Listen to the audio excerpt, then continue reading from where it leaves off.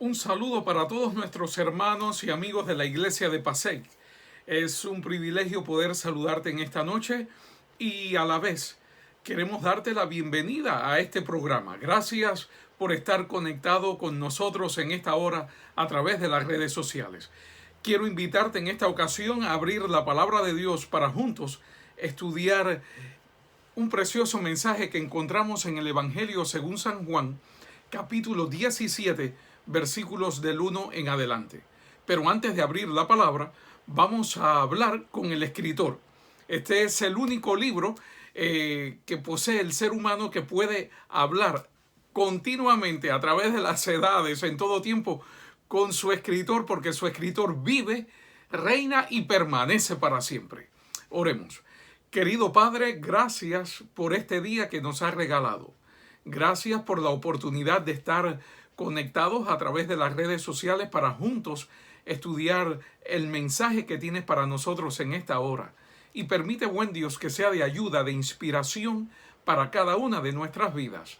En el nombre de Jesús lo pedimos. Amén, Señor.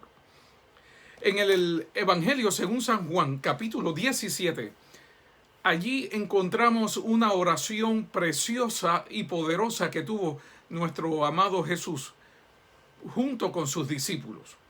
Si usted mira a través de toda la Biblia, se va a encontrar también con otros personajes históricos, personajes llenos de fe que tuvieron grandes o realizaron grandes oraciones. Por ejemplo, encontramos a Salomón cuando dedicó el templo. Él tuvo allí una oración tremenda, poderosa, de intercesión en favor del pueblo. También podemos encontrar al salmista David a través de los salmos expresando oraciones que salen desde lo más profundo de su corazón. Y puedes ver, por ejemplo, esta oración, qué profundidad, qué sentido, pudiéramos decir, de clamor, de arrepentimiento, qué sentido de originalidad, de genuinidad podemos ver en la experiencia de David cuando dijo: crea en mí, oh Dios, un corazón limpio y renueva un espíritu recto dentro de mí. Preciosa oración allí en el Salmo 51. También el Salmo 91, el que habita al abrigo del Altísimo morará bajo la sombra del Omnipotente. Diré yo a Jehová, esperanza mía, castillo mío, mi Dios, en el cual confiaré. ¿Te das cuenta? Podemos también ver otras oraciones como la oración de María, también la oración que tuvo la mamá de Juan el Bautista, Elizabeth. O sea que la Biblia está llena de grandes oraciones. Por ejemplo, Nehemías no lo podemos dejar afuera. Cuando el rey Artajerjes le dijo: ¿qué es lo que tú pides? Ahí, y entonces él elevó una oración al cielo. Y entonces inmediatamente Dios puso en su mente que decirle al rey. O sea que la Biblia está llena de muchas oraciones, por eso Pablo dice: orad sin cesar. Ahora, en esta oración de Jesús hay un elemento significativo, que es el que queremos estudiar en esta tarde. Por ejemplo, fíjate, a mí me llama la atención que en esta oración que tuvo Jesús por sus discípulos, en ningún momento Jesús pide al Padre que le dé sabiduría a sus hijos, a sus seguidores, a sus discípulos. No solamente, fíjate, Jesús ora por ellos. A partir del versículo 9, Jesús empieza a orar y a interceder por sus discípulos. Y en el versículo 20 empieza a orar por aquellos que vendrán por la palabra o por la predicación presentada a través de sus discípulos. O sea que Jesús no solamente está orando por su iglesia que él fue a establecer, por su iglesia allí presente, también oró por su iglesia futura. Fíjate cómo trabaja Jesús. Dios trabaja no solamente pensando en el presente, sino en el futuro. Y yo estoy seguro, querido, que en esa oración estábamos incluidos tú y yo. Jesús ya estaba orando desde ese tiempo por ti y por mí. Fíjate cuán importante, cuán interesante somos tú y yo para nuestro Dios.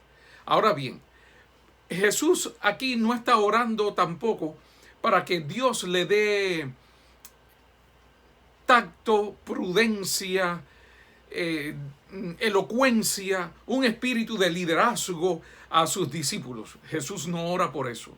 Jesús tampoco ora para que el Espíritu Santo le dé el poder a sus discípulos para que hagan milagros, resuciten a los muertos, sanen a los enfermos, curen a los cojos, a los ciegos. Jesús no ora por milagros. Jesús no ora por algo sensacionalista. No ora por poder. Jesús ora por solamente un elemento. Porque Jesús sabía que ese elemento es esencial para que su iglesia triunfe. Y es la unidad. En todo el capítulo 17, Jesús está hablando de la unidad. En primer lugar, empieza dándole gracias al Padre y le pide que le dé aquella gloria que tuvo al principio para él transmitirla también a sus discípulos. Y dice, así como tú y yo somos una sola cosa, oh Padre, yo quiero que ellos sean también uno en mí, uno en ti también. O sea que la preocupación de Jesús por su iglesia naciente y futura no era otra cosa que la unidad. Y pensando en esto, yo me pongo a pensar o a meditar que realmente hoy en día eso es lo que más necesita la iglesia y el pueblo de Dios en este tiempo, la unidad. ¿De qué nos vale tener tantos recursos económicos? ¿De qué nos vale tener tantos recursos materiales, humanos, líderes? ¿De qué nos vale tener un templo tan lindo? ¿De qué nos vale ganar muchas personas si nosotros estamos desunidos? Imagínate qué pasaría, por un momento, si toda la iglesia de Pasey y la iglesia de Dios universal estuviese unida unos con los otros. ¿Qué ocurriría? Oh, queridos, yo pienso que las conversiones serían en masa y el poder del Espíritu Santo se hubiese derramado. Porque Dios sabe que el elemento fundamental que ha de atraer a otros al conocimiento de la verdad es nuestro testimonio. Por eso dice Jesús allí, para que ellos sean uno en nosotros, para que el mundo crea que tú me enviaste. Ahí en el versículo 21. ¿Cuál será el elemento que va finalmente no solo a convertir, sino a convencer? Porque quien convierte el corazón no somos tú y yo, es el poder del Espíritu Santo. No se nos olvide eso. Pero tu acción y la mía pueden convencer a los demás de que le estamos presentando un mensaje poderoso, un mensaje verdadero para esta hora. Lo que ha de convencer al mundo es nuestro testimonio, es nuestra unidad, los unos con los otros, es nuestro estilo de vida.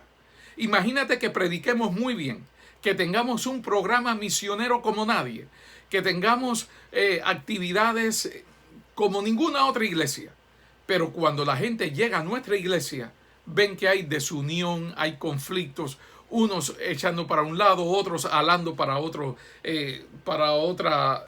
lado. O sea que hay disensiones, no hay. Y déjame decirte, aunque usted crea que no, desde que usted llega a un lugar público, bien sea a un hogar o a la iglesia, las personas pueden percibir inmediatamente el ambiente que reina allí.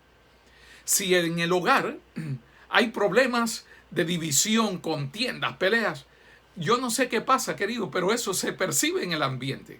Lo mismo sucede en una iglesia. Cuando usted llega a una iglesia donde no hay unidad y hay contiendas, cada uno hablando según sus puntos de vista, sus conceptos, otros diciendo, no, hay que huir para el campo, hay que irse para aquí, para allá, cosa que el Señor no nos ha dicho todavía, de que hay que huir, porque hay gente que tienen en su mente pudiéramos decir, un concepto tan equivocado del Evangelio y creen que el Evangelio es sinónimo de persecución. Hay gente que tienen un síndrome de ser perseguidos, de creer que todo el tiempo que ellos están por encima de los demás, que ellos están en lo correcto, los demás están en el error. Tienen pudiéramos decir, ese complejo de persecución. Pero querido, el cristianismo es para disfrutarlo. La vida cristiana es para vivirla gozosa y feliz en Jesús y no estar siempre pensando en lo negativo. Es para tener una mente positiva. El salvado, la persona transformada y redimida por Cristo Jesús, siempre tendrá una mente positiva, una mente alegre. Por lo tanto, siempre va a estar hablando de temas positivos, de temas de unidad, de amor, de acercamiento a Dios, no de temas de destrucción, de desánimo, de depresión, de pesimismo. Por eso necesitamos hoy en día una conversión genuina y estar unidos los unos a los otros, pero sobre todo estar unidos con Cristo Jesús. Ahora bien, fíjate, Jesús está orando por la unidad de sus discípulos porque ya en la misma iglesia que Jesús formó y en su círculo bien allegado, bien íntimo, había desunión. Imagínate si en el círculo de Jesús había desunión. ¿Qué vamos a dejar para la iglesia de hoy en día? Que ya hace alrededor de 2020 años o más de 2000 años que Jesús la fundó. ¿Qué vamos a dejar para este tiempo? ¿Usted me entiende? Ahora, tú y yo lo que debemos hacer es convertirnos en elementos de unidad. Orar por la unidad de la iglesia. Y déjame decirte que la unidad es algo, alcanzar la unidad entre los hermanos y entre el pueblo de Dios, es una de las cosas más difíciles y complicadas que yo creo que existen, y en un mundo de pecado nunca lo vamos a lograr. Y usted dirá, bueno, pastor, hasta ahora usted estaba hablando que el cristiano debe de poseer una mente positiva, optimista, y ahora usted nos está diciendo que la unidad perfecta en Cristo no se va a poder lograr mientras estemos en este mundo. Pues déjame decirte, es así. En este mundo de pecado e imperfecto no existe nada perfecto. Aún hasta las ciencias exactas, cuando son enseñadas a través de los labios o del lenguaje humano, que es un lenguaje también que tiene problemas, porque hay algunos que entienden una cosa, otros otra, ya se vuelven inexactas, porque nuestro lenguaje es un lenguaje imperfecto, y a veces uno diciendo algo, los demás lo malinterpretan, ¿te das cuenta? Y mientras estemos también, como dijimos, en un mundo de maldad, imperfecto, no puede existir nada perfecto. Solo el único perfecto que ha habitado o que ha pisado este mundo fue Cristo Jesús. Y mira, fíjate este detalle. Vamos a pensar que tú y yo estemos unidos, entre comillas, estamos unidos. Pero en tu mente ahora mismo hay alegría, hay gozo porque Biden perdió. Fíjate. Sin embargo, hay otros que están contentos o tristes porque perdió su líder político. Oh, Biden perdió el Partido Demócrata, un ejemplo. Y perdona que traiga este ejemplo porque es lo que estamos viviendo precisamente en este día. Hay otros que están alegres porque Trump ganó. Ya, a partir de ese punto, ya hay desunión en la iglesia y ya hay desunión entre las personas. Unos tirando para Biden, otros tirando para Trump o para el Partido Republicano. Ahora imagínate que la iglesia de Dios en este tiempo diga, no importa quién gane, nosotros seguimos amándonos los unos a los otros y seguimos siendo felices y queriéndonos los unos a los otros. Amo al demócrata, al republicano, amo al comunista, amo a todo el mundo por igual, porque no estoy metido en las cosas del mundo, estoy concentrado en las cosas del cielo. Y aunque tú pienses diferente a mí, te sigo amando y te sigo queriendo. No me interesa que pienses en otro o en otra. Mi interés es estar unidos. Oh, queridos, eso es bien difícil de lograr porque vivimos en un mundo pecador, en un mundo pecaminoso. Hay personas, por ejemplo, mira, cada persona tiene un temperamento, tiene un carácter diferente al otro. Ya a partir de ahí, ya ahí no hay unión. Porque ¿cómo tú puedes ligar a un flemático, una persona que siempre anda hasta contando los pasos para caminar, todo lo piensa, lo analiza, lo razona, todo lo estudia una y mil veces? ¿Cómo tú ligas esa persona con un sanguíneo que el sanguíneo habla sin pensar, que el sanguíneo actúa sin pensar, corre y no sabe por qué lo está haciendo, es una persona fiestera, siempre anda haciendo bulla, está donde hay gente y donde hay alegría, y el sanguíneo es esa persona que le gusta, si va a hablar, habla, todo el mundo se entera que llegó porque habla en voz alta, se ríe más alto que nadie. Sin embargo, el flemático que ve eso dice, lo que quiere es llamar la atención para él, y ya empieza a hacerse prejuicios y empieza a señalar. Ya de entrada, tú y yo, como tenemos temperamentos diferentes, ya no hay, ahí no podemos encontrar una unidad perfecta. Ya de entrada estamos desunidos. Está la persona que quiere cuidar el templo como nadie, que hay personas, yo estoy seguro que si pudieran decirle a los demás, quítense los zapatos para entrar al templo, para no ensuciar la madera, para no ensuciar la alfombra. Sin embargo, hay otros que no les interesa esto, si pueden ponerse unas botas y unos tacones que rayen, que ensucien, no les interesa, porque su mente no está en eso. Pero hay gente que no, hay gente que piensa diferente. Ahora, ¿cómo lograr que esos temperamentos diferentes, esos pensamientos, criterios, estilos de vida, de pensamiento, educación, cultura, cómo unificar a todas esas personas y convertirlos en uno? Uno entre ellos y uno en Cristo Jesús. La palabra de Dios tiene la respuesta. Yo doy gracias a Dios por ello. En primer lugar, si vamos al libro de Hechos, capítulo 2, versículo 1, encontramos que es posible alcanzar la unidad, pero hay que establecer ciertos parámetros para que ésta se haga una realidad en nuestras vidas. Por ejemplo, dice la palabra de Dios en el libro de Hechos, capítulo 2, versículo 1, cuando llegó el día de Pentecostés, estaban todos unánimes juntos. Ahora, ¿cómo es posible, pastor, que esa gente que en un tiempo estaban peleados entre ellos, discutiendo, es más, Pedro traicionó al maestro, cómo ahora están unidos todos? ¿Cuál fue el milagro? ¿Cómo fue la transformación? ¿Qué sucedió?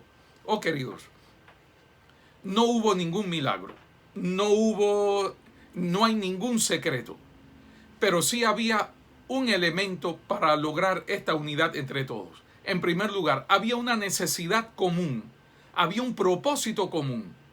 No me importa cómo tú pienses, no me interesa dónde naciste, no me interesa tu raza, tu color, de dónde vienes. Aquí estamos con un propósito, y es de ser llenados con el poder del Espíritu Santo. No me importa si tú traicionaste al maestro Pedro, ya eso es historia pasada. No me interesa si tú fuiste infiel, viviste una vida corrupta, una vida un poco oscura, inmoral. A mí lo que me interesa es ahora el presente y el futuro. Y estamos aquí con un propósito, recibir el poder del Espíritu Santo. Queridos, el primer elemento para encontrar la unidad, o que exista en nuestra iglesia, en nuestras vidas y en nuestros hogares, es una necesidad común, un propósito común. Yo necesito la unción del Espíritu Santo. Yo necesito que el Espíritu Santo se derrame en mi vida, en mi hogar, en mi familia, en mi iglesia. Ahora, cuando la iglesia empiece a pensar de esa manera, las divisiones, los otros temas que traen divisiones se dejan a un lado. Y entonces el tema principal que viene a ocupar la mente de las personas es su necesidad actual. Necesitamos un cambio, una transformación, y eso solo se puede lograr a través de la presencia del Espíritu Santo. Vamos a juntarnos todos, vamos a orar por el Espíritu Santo, vamos a orar por el perdón divino. Ahora, cuando hay esa necesidad común, entonces los demás empiezan a unirse, porque solo se está sintiendo una necesidad común. Hay un propósito común que nos lleva a la unidad: buscar la presencia del Espíritu. Imagínate, iglesia de Pasey, si todos estuviésemos con ese mismo pensamiento, con esa misma necesidad. Yo lo que necesito, más que mi estatus migratorio, más que gane mi partido político, más que alcanzar algún bienestar material, yo lo que necesito es la unción del Espíritu, y que cada persona esté pensando de la misma manera, con esa necesidad común. Oh, queridos, el Espíritu va a reconocer esa necesidad común como la unidad y va a derramar su Espíritu sobre su iglesia. Pero mientras no hay una necesidad, no hay un deseo, un propósito común que es el mismo de todos, el Espíritu no se va a derramar. Mientras estemos pensando en mí, en mi familia primero, o en los demás, en mis cosas, antes que en los demás, no va a existir unidad. Esas cosas no llevan a la unidad.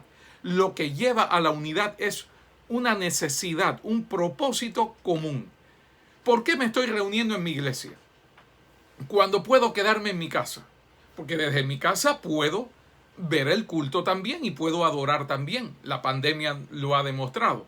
Bueno, yo voy a la iglesia a partir de ahora con un propósito diferente. Voy a adorar a mi Dios y a buscar como nunca antes la unción del Espíritu y la unidad y la fraternidad con mis hermanos. Oh queridos, los tiempos que estamos viviendo son tiempos difíciles, tiempos especiales, tiempos que nos muestran que ya no le queda mucho a este mundo.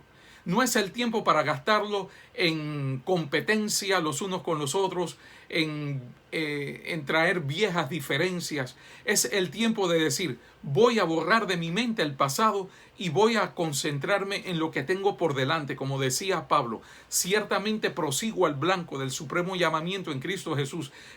Prosigo a lo que está por delante, a la meta, al blanco. Esa necesidad debe de poseerla toda la iglesia, para que exista unidad.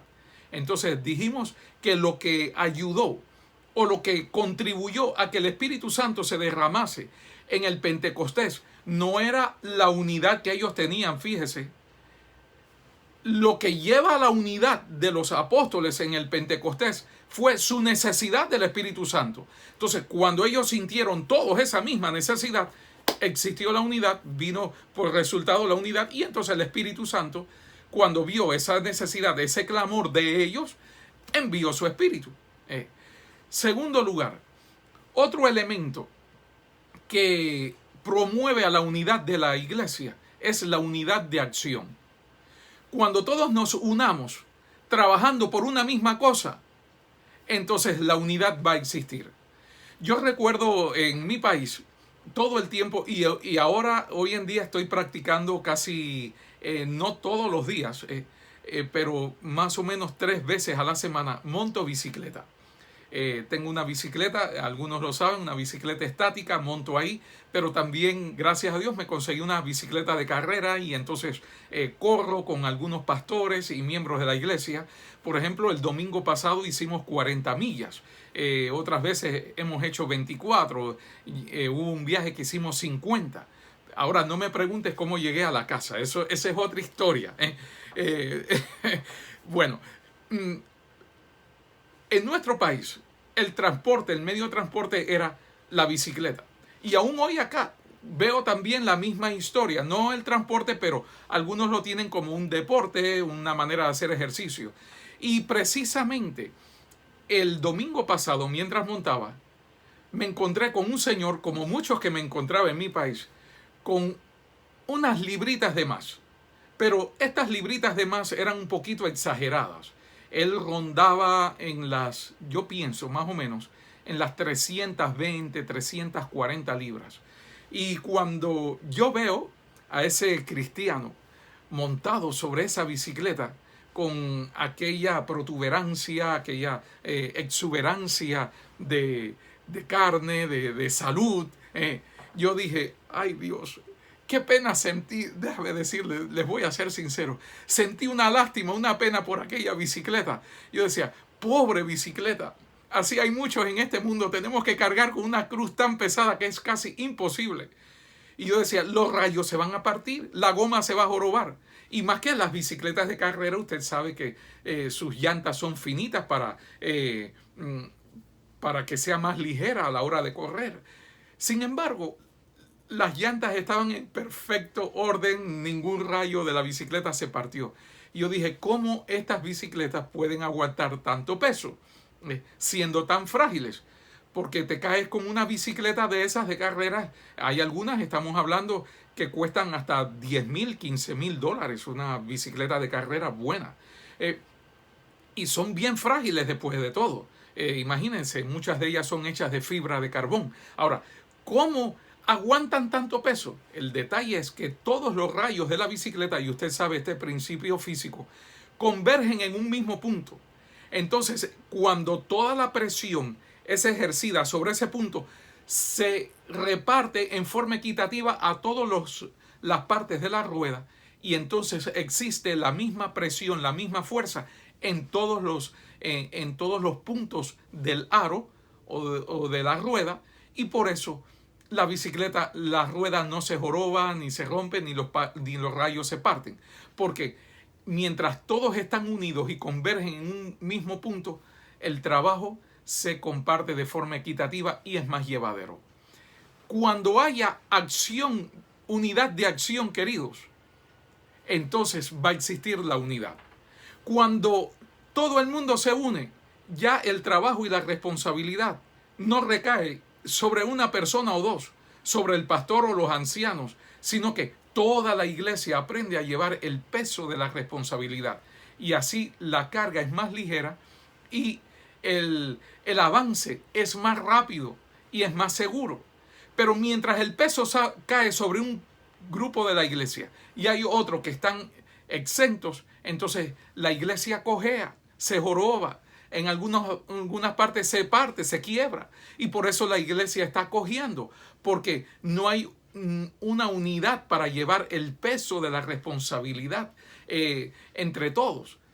Por eso la iglesia no avanza más. Ahora imagínate, si toda la iglesia se une en la acción, unos frente al audio, otros en el canto, otros trabajando en la obra misionera, otros en los grupos pequeños, otros predicando, otros asistiendo a las cárceles, a los hospitales. Si otro grupo de la iglesia se concentra en mantener la iglesia linda, bonita, lista para recibir a todos los que vayan a entrar. Imagínate una unidad de acción, todos haciendo cosas diferentes, pero con un mismo propósito, un mismo objetivo, con una misma meta. Adorar, glorificar el nombre del Señor y hacer que su misión, su obra, crezca y alcanzar a las almas. Cuando hay unidad de acción, entonces la unidad se presenta, porque todo el mundo está concentrado en una misma línea similar de pensamiento. Cuando todas las personas están unidas o convergen en una misma línea similar de pensamiento y acción, entonces existe la unidad.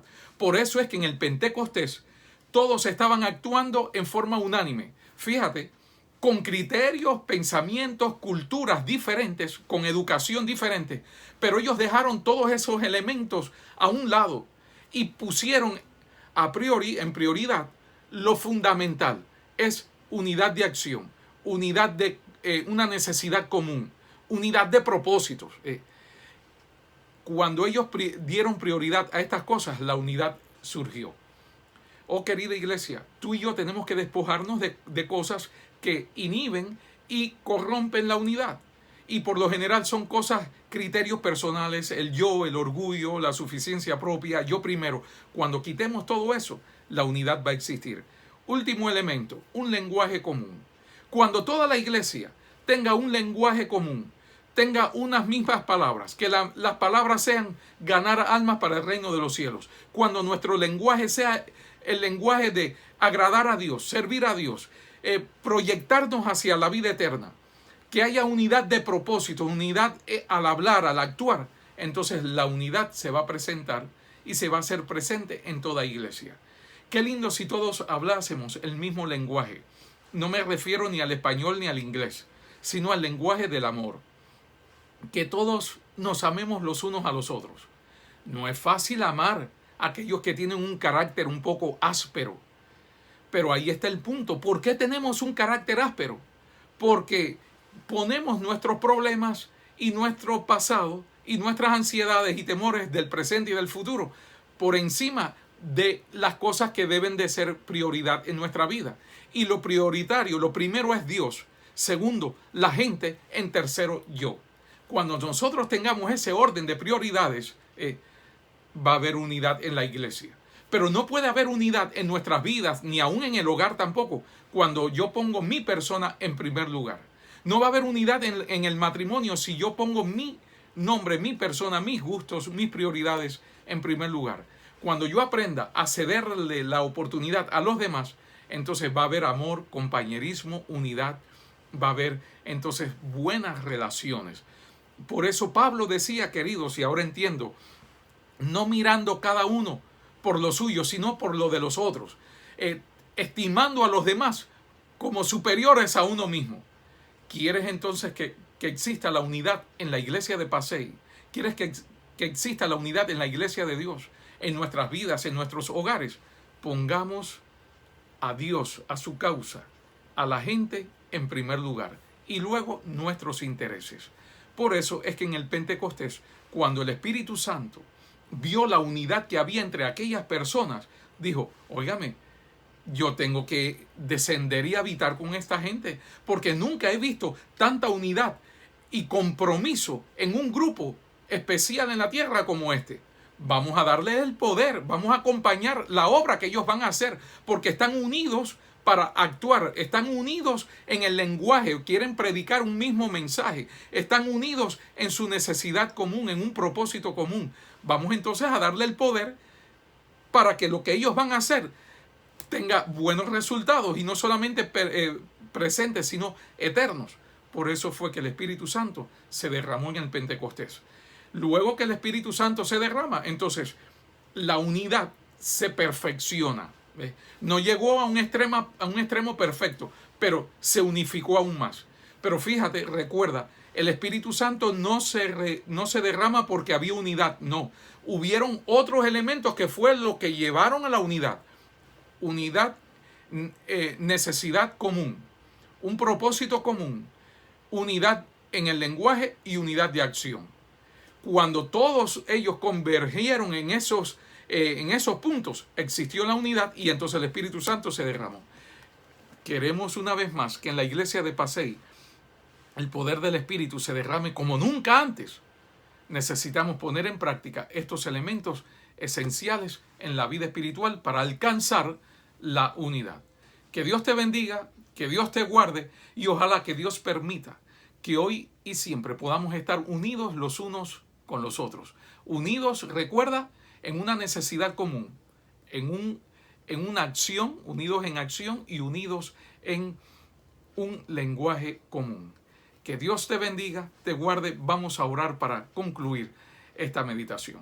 Querido Padre, gracias porque en tu palabra encontramos los elementos esenciales para alcanzar la unidad que es en Cristo Jesús.